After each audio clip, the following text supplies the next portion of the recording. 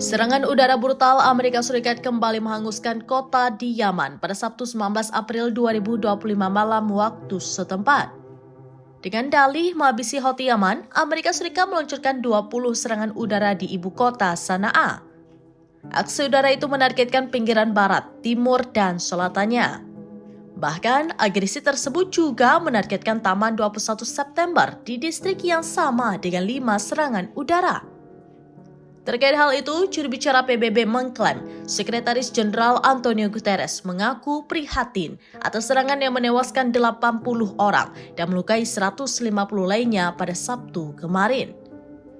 Hal senada disampaikan Sekretaris Jenderal PBB. Pihaknya juga prihatin dengan serangan udara yang dilakukan oleh Amerika Serikat selama 17 dan 18 April di area Pelabuhan Ras Isa di Yaman. Sementara itu dilansir dari English.al-Mayadeen, serangan Amerika Serikat menewaskan 1 orang dan 1 lainnya mengalami cedera di distrik Bani Matar. Lalu 1 orang lainnya cedera dalam serangan udara di pemakaman Majel al-Dimmah di distrik Al-Safiyah di pusat Sanaa. Selain itu, Amerika Serikat juga menargetkan bagian selatan wilayah Al-Haffa, Tenggara Sanaa dengan 4 serangan udara. Kemudian Amerika Serikat melancarkan 13 serangan udara di pelabuhan dan bandara internasional Hodeidah.